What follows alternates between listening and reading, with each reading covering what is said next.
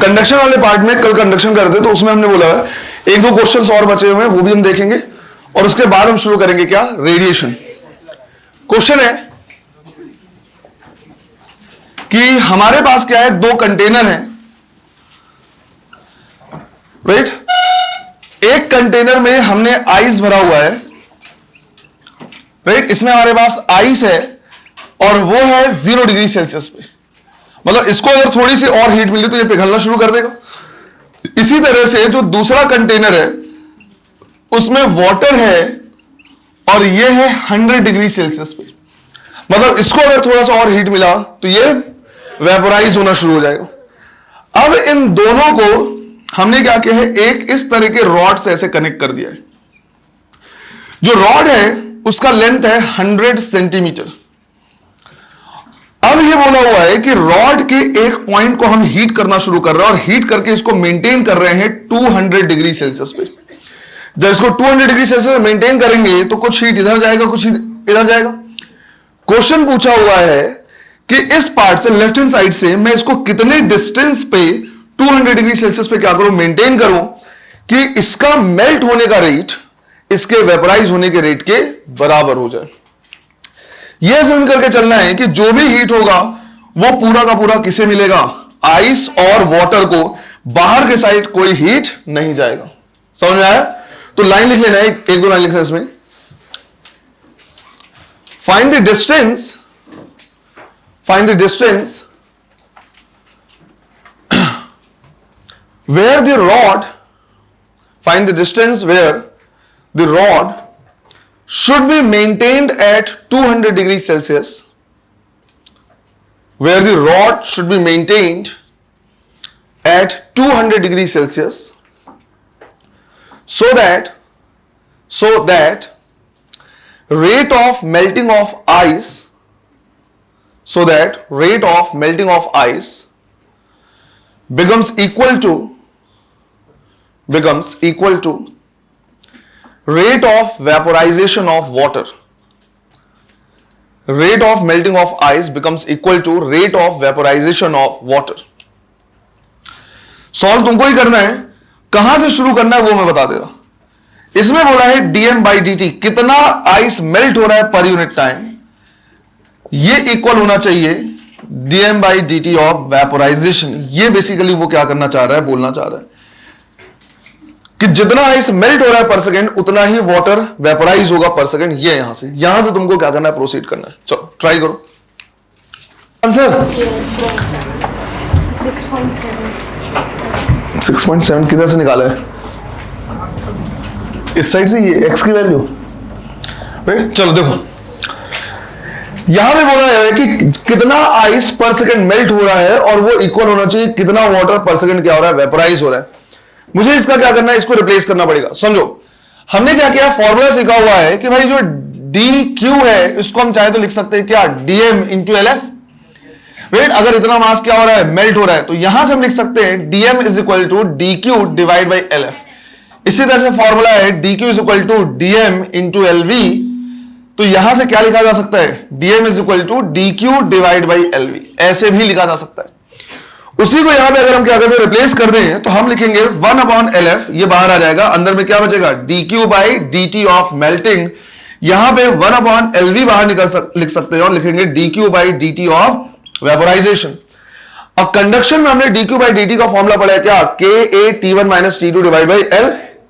तो यहां पे वही लिखेंगे, हम लिखेंगे 1/LF, राइट। सेम रॉड है तो K सेम होगा, A सेम होगा, राइट। डेल्टा T कितना हो जाएगा, 200 माइनस 0, तो यहां पे हम लिखेंगे 200 माइनस 0 डिवाइड बाई लेंथ कितना है, x है। राइट हैंड साइड हमें लिखना पड़ेगा 1/LV Ka और वैल्यू पुट करेंगे तो 200 माइनस 100, तो जाएगा 200 माइनस 100 डिवाइड बाई ये लेंथ कितना बचा, राइट। ये टोटल 100 था, ये x है, तो ये बचा 100 माइनस x, तो यहां पे पुट करना पड़ेगा 100 माइनस x। यहां से क्या क्या टर्म कैंसिल हो जा रहा है, राइट। Ka वाला टर्म क्या हो गया, कैंसिल हो गया, है ना। 1/LF वाटर है तो यहां पे पुट करेंगे क्या, 1/80, राइट। और कैलोरी या किलो कैलोरी जो भी होगा दोनों क्या हो जाएगा, कैंसिल हो जाएगा। ऊपर में हमारे पास कितना 200 और नीचे में कितना बचा x, ये सेंटीमीटर में है, तो ये सेंटीमीटर और इसका सेंटीमीटर भी क्या हो जाएगा, कैंसिल हो जाएगा, कोई दिक्कत नहीं।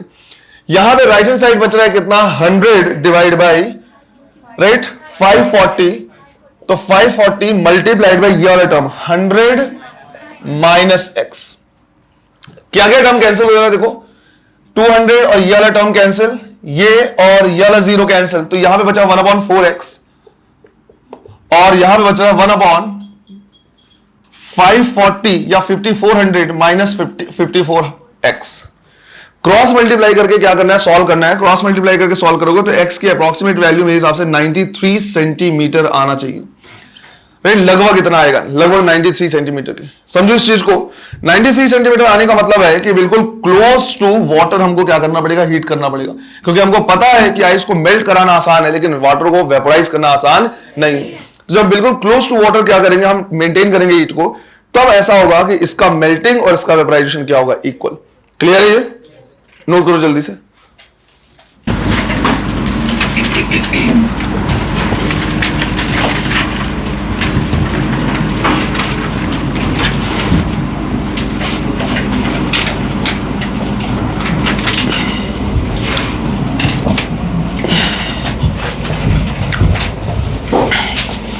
देखो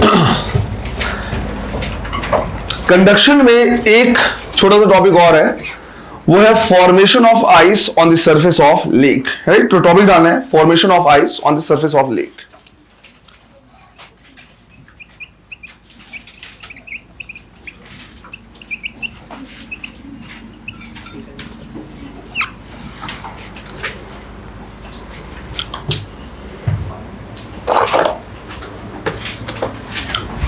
देखो लेट्स से ये हमारा क्या है, लेक है, और इसका जो टेम्परेचर है ये ऑलरेडी 0 डिग्री सेल्सियस तक पहुंच चुका है। अब अगर ये ऑलरेडी 0 डिग्री सेल्सियस तक पहुंच गया है, इसका मतलब है अगर इससे हमने थोड़ा भी हीट निकाला तो ये कन्वर्ट होने लगेगा किसमें, आइस में। अब इसके लिए जरूरी है कि जो सराउंडिंग का टेम्परेचर है, जो एटमॉस्फेयर का टेम्परेचर है, वो किसमें रहे, माइनस में रहे, तभी तो 0 डिग्री सेल्सियस से माइनस की तरफ क्या होगा, हीट फ्लो होगा, और अगर इससे हीट निकला तो ये जमना शुरू हो जाएगा। किस किस फैक्टर पे डिपेंड करेगा आइस का फॉर्मेशन, वो हमको क्या करना है, देखना है। तो लेट्स से यहां पे क्या हो रहा है, आइस इस तरह से फॉर्म होना शुरू हो गया है। यहां पे हमने मान लिया कि भाई आइस की डेंसिटी है कितनी, रो, जो ऊपर का सरफेस एरिया है वो हो गया कितना, ए, आइस की कंडक्टिविटी कितनी मान ली, के, और वाटर का लेटेंट हीट ऑफ फ्यूजन हमने मान लिया क्या, LF। अब यहां पे ऑलरेडी ये 0 डिग्री सेल्सियस पे पानी प्रेजेंट है, अगर इससे थोड़ा भी हीट हमने क्या किया, निकाला, तो ये यहां पे फ्रीज होना शुरू हो जाएगा, जमना शुरू हो जाएगा। तो लेट्स से हमने ये बोला कि भाई यहां से ये वाला जो पार्ट है, यहां से हमने क्या किया, DQ अमाउंट ऑफ हीट क्या किया, निकाला, या यहां से गया एटमॉस्फेयर पे। तो जैसे ही DQ अमाउंट ऑफ हीट क्या होगा, निकलेगा, यहां पे एक लेयर बन जाएगा, और मान लिया कि भाई जो लेयर बना है उसकी थिकनेस कितनी है, dx है। पहले जो लेयर ऑलरेडी फॉर्म्ड है उसकी थिकनेस कितनी मान ली हमने, x। अब अगर मैं इसको क्या करूं, लिखो, तो मैं लिख सकता हूं कि भाई dq divide by dt is equal to ka t1 minus t2, तो ये हो जाएगा 0 माइनस t डिवाइड बाई इसका जो लेंथ हो जाएगा जहां से ट्रेवल कर जा रहा है वो है कितना, x। तो माइनस और माइनस क्या हो जाएगा, प्लस, और हम लिखेंगे dq by dt is equal to KAT divide by x। ये मान लिया हमने इक्वेशन नंबर 1। इसी तरह से हमने ये भी सीखा हुआ है कि भाई dq इज इक्वल टू लिखा जाता है dm इंटू LF। तो ये जो आइस का एक नया लेयर फॉर्म हुआ है, हमने मान लिया कि भाई इसका जो मास है वो कितना है, dm है। मास को हम लिख सकते हैं डेंसिटी मल्टीप्लाइड बाई वॉल्यूम, तो density of ice multiplied by volume, volume को लिखा जा सकता है A multiplied by dx, right, multiplied by LF। ये हो गया इक्वेशन नंबर 2। दोनों इक्वेशंस अगर हम देखें तो हम लिख सकते हैं from equation number 1 and 2, right. DQ की वैल्यू हम पुट कर रहे हैं यहां पे, तो DQ की वैल्यू जब वहां पुट करेंगे तो हो जाएगा रो A LF multiplied by dx by dt, और राइट हैंड साइड देखें तो KAT डिवाइड बाई क्या है, x। तो KAT डिवाइड बाई x क्या कैंसिल हो जा रहा है, right, surface area. Surface area cancel हो गया, मतलब आइस का फॉर्मेशन जो है वो सरफेस एरिया पे डिपेंड नहीं कर रहा है। चाहे छोटा पॉन्ड हो चाहे बड़ा सा लेक हो, सरफेस एरिया अलग है तो भी इसमें जो लेयर्स बनेंगे वो इस पे डिपेंड नहीं करेगा। अगर आगे देखिए तो x को इधर ले आ रहे हैं तो ये हो जाएगा x dx, और बाकी सारे टर्म को दूसरे साइड ले जा रहे हैं तो kt divide by rho lf, और dt को भी ले जाए तो ये क्या हो जाएगा dt। दोनों साइड हम क्या कर दे रहे हैं, इंटीग्रेट कर रहे हैं, तो ये पूरा का पूरा टर्म कैसा है, कांस्टेंट। इसको बाहर निकाला सिर्फ dt। x का इंटीग्रेशन हो जाएगा क्या, x square by 2 is equal to kt divide by rho lf, और dt का इंटीग्रेशन क्या हो जाएगा t। तो यहां से अगर मुझे क्या करना है, देखना है कि भाई कितना टाइम लग रहा है, तो जो टाइम का फॉर्मूला हो जाएगा वो जाएगा यहां से, टाइम अगर मुझे निकालना है तो हो गया रो lf डिवाइड बाई kt, यहां पे 2 ऑलरेडी है, मल्टीप्लाइड बाई एक्स स्क्वायर। ये हो गया हमारा क्या, मेन फॉर्मूला। पर हमें पता है इस फॉर्मूले में ये जो पूरा टर्म है वो क्या है, कांस्टेंट। अगर इस कांस्टेंट टर्म को हम क्या करें, हटाएं तो प्रोपोर्शनलिटी साइन लगाएंगे, और प्रोपोर्शनलिटी साइन आएगा t directly proportional to x square. क्या मतलब हो रहा है वो हम क्या करते हैं, समझते हैं। थ्योरेटिकल क्वेश्चन यहां से क्या कर सकता है, पूछ सकता है। t जो है, टाइम जो लग रहा है वो डायरेक्टली प्रोपोर्शनल है किसके, एक्स स्क्वायर, मतलब कितने थिकनेस का वहां पे क्या हुआ है, आइस फॉर्म हुआ है। फॉर एग्जाम्पल एक एग्जाम्पल लेते हैं कि भाई 1 सेंटीमीटर थिक लेयर फॉर्म होने में उसको पूरा 1 दिन लग गया। तो 1 सेंटीमीटर के लिए अगर उसको 1 दिन लगा है तो 2 सेंटीमीटर के लिए कितना टाइम लगेगा, 4 दिन। राइट, 2 सेंटीमीटर के लिए कितना टाइम लगेगा, 4 दिन। 3 सेंटीमीटर के लिए 9 दिन। यही हुआ क्योंकि डायरेक्टली प्रोपोर्शनल है किसके, एक्स स्क्वायर के। अब बताओ 1 सेंटीमीटर के लिए 1 दिन लगा है और 2 सेंटीमीटर के लिए कितना लगा, 4 दिन। इसका मतलब है जो अगला 1 सेंटीमीटर फॉर्म हुआ है उसको इसमें कितना टाइम लग गया, 3 दिन। भाई 2 सेंटीमीटर के लिए 4 दिन लगा, उनमें से पहला सेंटीमीटर तो 1 दिन में बन गया, तो अगला जो 1 सेंटीमीटर बना है वो कितने दिन में बना है, 3 दिन में बना है। आई बात समझ में। 3 सेंटीमीटर के लिए कुल कितना दिन लगा, 9 दिन लगा, जिसमें से 2 सेंटीमीटर 4 दिन में ऑलरेडी बन चुका है। तो जो अगला 1 सेंटीमीटर बना है वो कितने दिन में बना है, 5 दिन में बना है। मतलब ये हुआ, जो कंक्लूजन हमें यहां पे निकालना है वो ये कि जैसे जैसे थिकनेस बढ़ती जाएगी अगला लेयर फॉर्म होने में टाइम और ज्यादा होता जाएगा। ऐसा नहीं है कि 1 सेंटीमीटर बनने में जितना टाइम लग रहा है अगला 1 सेंटीमीटर बनने में उतना टाइम। जैसे जैसे थिकनेस की लेयर क्या होती जाएगी, बढ़ती जाए, लेयर ऑफ थिकनेस, थिकनेस की राइट, लेयर की थिकनेस जैसे जैसे क्या होती जाएगी, बढ़ती जाएगी, वैसे वैसे उसको टाइम और भी ज्यादा लगता जाएगा। यही रीजन होता है कि कई बार ऐसा होता है कि ऐसा नहीं है कि बिल्कुल ठंड पड़ी और नीचे तक बर्फ जम गया, क्योंकि शुरू का लेयर जो होता है वो बहुत जल्दी जमता है, लेकिन बाद वाले लेयर्स बहुत टाइम लगते हैं। और कई बार तो ऐसा होता है कि नीचे के लेयर्स बनते बनते सीजन ही चेंज हो जाता है, राइट, और वो फिर बनना बंद हो जाता है। दूसरा यहां से ये भी पूछ सकता है कि इनके बीच में ग्राफ अगर हम बनाए तो ग्राफ कैसा बनेगा। देख के बता सकते हो ग्राफ कैसा बनेगा, पैराबोला, राइट। जो ग्राफ बनेगा वो बनेगा पैराबोला, और किसके तरफ झुका रहेगा, टी के तरफ। तो अगर हम एक तरफ ले ले कि भाई टाइम कितना लग रहा है और दूसरी तरफ ले ले उसकी थिकनेस, तो ये जो ग्राफ बनेगा वो इस तरह से बनेगा। तुम ग्राफ से भी इसी कंक्लूजन को क्या कर सकते हो, निकाल सकते हो कि इक्वल थिकनेस के लिए अगर तुमको क्या करना है, टाइम देखना है, तो इक्वल थिकनेस में जब तुम टाइम देखोगे तो अगला उसी लेयर को बनने में जो टाइम लग रहा है वो क्या लग रहा है, ज्यादा लग रहा है, राइट। ये बराबर बराबर हमने क्या लिया, डिस्टेंस लिया। बराबर बराबर थिकनेस को बनने में पहले टाइम कम, फिर थोड़ा ज्यादा, फिर थोड़ा और ज्यादा, फिर और ज्यादा, और उससे ज्यादा, ऐसे लग रहा है। यहां पे तुम्हारे पास सारे टर्म्स भी पता होने चाहिए। जो फॉर्मूला हमने लिखा है वहां पे रो क्या लिया हुआ हमने, राइट। ये है क्या, डेंसिटी ऑफ आइस। जो के है वो क्या कहलाएगा, कंडक्टिविटी ऑफ आइस, जो कि काफी कम होता है, राइट। एलएफ जो है, राइट, ये क्या है हमारे पास, लैटेंट हीट ऑफ फ्यूजन। जो टी लिखा हुआ है वो है टाइम, उसको टाइम कितना लग रहा है, और जो एक्स है वो क्या है, थिकनेस ऑफ आइस। क्लियर है ये हमारा पूरा का पूरा क्या, कंडक्शन।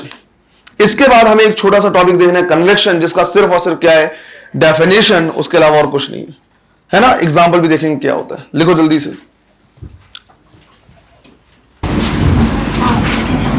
क्या बेटा, ग्राफ नहीं मिटाना है तो कर लो, जल्दी से करो, जल्दी से करो।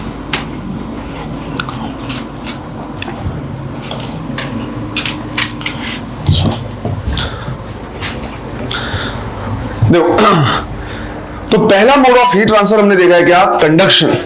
दूसरा हमारे पास क्या है, कन्वेक्शन। तो सिर्फ और सिर्फ कन्वेक्शन हम क्या कर सकते हैं, समझ सकते हैं अगर कभी थ्योरेटिकल क्वेश्चन आ गया या एग्जांपल इसका पूछ लिया या कोई एग्जांपल देके पूछ लिया कि इसमें कौन सा मोड ऑफ हीट ट्रांसफर है, तो वो हमें बताना आना चाहिए। बाकी कन्वेक्शन के लिए कोई मैथमेटिकल फॉर्मुलेशन अवेलेबल नहीं है। 3 मोड ऑफ हीट ट्रांसफर हम देख रहे हैं। पहला था कंडक्शन। कंडक्शन ऐसा मोड ऑफ हीट ट्रांसफर है जिसमें जो हीट कैरिंग पार्टिकल्स हैं, हीट कैरिंग मॉलिक्यूल्स हैं, वो खुद अपनी जगह से दूसरी जगह नहीं जाते। जैसे मान लो हमने क्या किया है, एक लोहे का रॉड लिया है, एक साइड हम क्या कर रहे हैं, हीट करना शुरू कर रहे हैं। तो जैसे ही हम हीट करना शुरू करेंगे तो वहां पे जो लोहे के मॉलिक्यूल्स होंगे, आयरन के मॉलिक्यूल्स होंगे, वो उसको हीट को लेके क्या करेंगे, वाइब्रेट करना शुरू करेंगे। काइनेटिक थ्योरी ऑफ गैसेस में हम यही पढ़ने वाले हैं कि जैसे ही टेम्परेचर बढ़ाया जाता है वैसे ही काइनेटिक एनर्जी क्या होती है, बढ़ती है। तो बहुत सारे मॉलिक्यूल्स एक दूसरे से बिल्कुल इस तरह से एक के बगल में एक ऐसे फैले हुए हैं। अब जैसे ही एक मॉलिक्यूल को एनर्जी मिलेगी, हीट मिलेगा, वो क्या करेगा, वाइब्रेट करना शुरू करेगा। और जब वाइब्रेट करेगा तो कोलाइड करेगा अपने बगल वाले मॉलिक्यूल से। जब बगल वाले मॉलिक्यूल से कोलाइड करेगा तो ये मॉलिक्यूल भी मूव करना क्या करेगा, शुरू करेगा। ये उसकी एनर्जी लेके वाइब्रेट करना शुरू करेगा तो ये अपने बगल वाले को क्या करेगा, कोलाइड करना शुरू करेगा, तो ये मूव करना शुरू कर देगा। इस तरह से ये एनर्जी को क्या करते हैं, ट्रांसफर करते हैं। अपनी जगह पे ये वाइब्रेट होंगे पर ये एक जगह से दूसरी जगह ट्रांसफर नहीं होंगे। ये है क्या, कंडक्शन। दूसरा मोड ऑफ हीट ट्रांसफर हमारे पास क्या, कन्वेक्शन। कन्वेक्शन ऐसा मोड ऑफ हीट ट्रांसफर है जिसमें हीट कैरिंग मॉलिक्यूल पूरे के पूरे क्या कर जाते हैं, मूव कर जाते हैं एक जगह से दूसरे जगह। जिसका सबसे बड़ी एग्जांपल है हवा का चलना। राइट, जब हम फैन क्या करते हैं, ऑन करते हैं, तो उस टाइम पे जो कंपेरेटिवली कूलर एयर होते हैं ऊपर में, वो नीचे आते हैं और सरफेस, नीचे जब सरफेस गर्म हो जाता है तो उसके टच में, उसके कांटेक्ट में जो एयर होते हैं कंपेरेटिवली क्या होते हैं, राइट, वार्मर होते हैं। उनकी डेंसिटी थोड़ी कम हो जाती है तो कूलर एयर नीचे आता है और वो रिप्लेस करता है वार्मर एयर को। तो जो हीट कैरिंग मॉलिक्यूल्स हैं वो पूरा का पूरा क्या कर जाते हैं, मूव कर जाते हैं। अगर तुमने क्या है, तुमको कुछ याद हो तो बहुत पहले ज्योग्राफी में हमने क्या किया था, इस तरह से पढ़ा हुआ था कि भाई जो हवा चलता है वो कहां से कहां चलता है। और ये बात बताई गई थी कि दिन के टाइम पे, राइट, डे के टाइम पे जो लैंड वाला एरिया होता है वो क्या होता है, राइट, गर्म हो जाता है, और जबकि जो सी वाला एरिया होता है वो क्या होता है, ठंडा होता है। तो दोनों जगह पे टेम्परेचर क्या है, अलग अलग है। तो वहां से हीट क्या करते हैं, या जो एयर होते हैं वो फ्लो होते हैं, राइट। तो उस टाइम पे जो हवा चलती है, उस टाइम पे जो सी ब्रीज बोला जाता है ना, तो वहां पे दिन के टाइम पे कौन सा ठंडा है, राइट, दिन के टाइम पे जो सी वाला पार्ट है वो ठंडा है, तो वहां से कोल्डर एयर जाएगा इधर लैंड की तरफ और लैंड से वार्मर एयर जाएगा उधर सी पे। जबकि रात के टाइम पे उल्टा हो जाता है, रात के टाइम पे जो लैंड होता है वो क्या हो जाता है, कोल्ड, ठंडा हो जाता है, और जो सी वाला पार्ट होता है वो क्या होता है, गर्म हो जाता है। तो उस टाइम पे जो डायरेक्शन होता है वो रिवर्स हो जाता है। तो ये जो हमने वहां पे क्या किया, सीखा हुआ है, ये भी एक मोड ऑफ हीट ट्रांसफर है। कौन सा, कन्वेक्शन का, राइट, कन्वेक्शन का है वो, क्योंकि इसमें पूरा का पूरा हीट कैरिंग मॉलिक्यूल क्या होते हैं, एक जगह से दूसरी जगह जाते हैं। तो डेफिनेशन लिख लेना है कन्वेक्शन का। कन्वेक्शन का डेफिनेशन लिखना है, it is the mode of heat transfer, it is the mode of heat transfer in which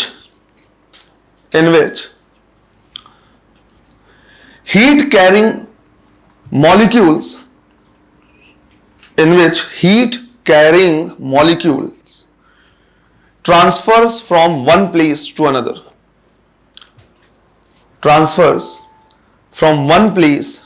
another, clear है ये?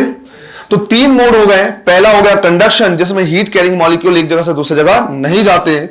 दूसरा कन्वेक्शन, जिसमें हीट कैरिंग मॉलिक्यूल एक जगह से दूसरी जगह जाते हैं। तीसरा हम पढ़ने वाले हैं रेडिएशन, जिसमें मॉलिक्यूल्स या मटेरियल की रिक्वायरमेंट होती ही नहीं है। वहां पे जो हीट ट्रांसफर होता है वो होता है in the form of electromagnetic wave, जो अभी हम क्या करेंगे, पढ़ेंगे। क्लियर है ये?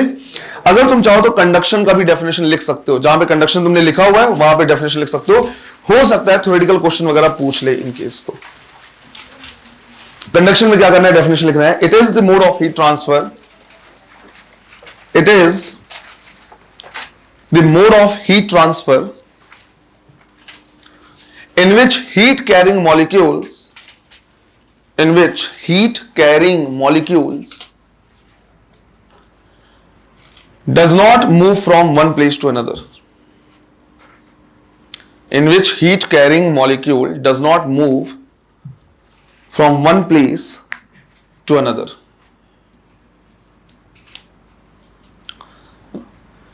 तो कंडक्शन कन्वेक्शन में डिफरेंस क्लियर होना चाहिए बिल्कुल।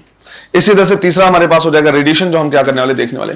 अच्छा, मान लो मैंने एग्जांपल दूं कि हमारे पास क्या है, कंटेनर है, और कंटेनर में हमने क्या किया है, लिक्विड फिल कर दिया है। फिर कंटेनर में लिक्विड फिल कर दिया है और इसको हम क्या कर रहे हैं, हीट कर रहे हैं। लिक्विड धीरे धीरे गर्म हो जाता है। तुमने देखा भी होगा कि पानी को हम क्या करते हैं, कंटेनर में रखते हैं और गर्म करते हैं, पानी को हीट करते हैं। तो जो पानी का हीटिंग प्रोसेस है वो किस पे डिपेंड करता है? पानी जो हीट हो रहा है वो किस पे डिपेंड करता है?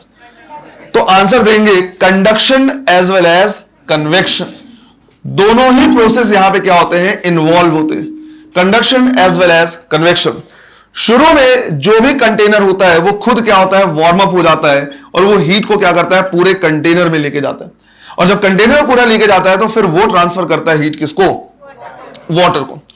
इसके बाद जब वाटर गर्म होने लगता है, राइट, तो ऊपर वाला जो लेयर होता है वो कंपेटिवली लोअर लेयर से क्या होता है, ठंडा होता है, और नीचे वाला जो लेयर होता है वो कंपेटिवली थोड़ा सा क्या होता है, हाईयर टेम्परेचर पे होता है। नीचे का जो पानी है हाईयर टेम्परेचर होने की वजह से उसकी डेंसिटी थोड़ी सी क्या हो जाती है, कम हो जाती है, जबकि ऊपर की डेंसिटी अभी भी ज्यादा है, जिसकी वजह से हाईयर डेंसिटी वाला लिक्विड उसको रिप्लेस करने की कोशिश करता है। जब वो नीचे आता है तो लोअर डेंसिटी वाला लिक्विड क्या करता है, ऊपर जाता है, और इनर्शिया की वजह से वो बुलबुले की तरह दिखता है। तुमने देखा होगा जब पानी खोलने लगता है तो ऊपर में ऐसे बुलबुले आते हैं, राइट। तो जब वो झटके से जाता है तो इनर्शिया की वजह से थोड़ा सा बाहर भी निकलता है।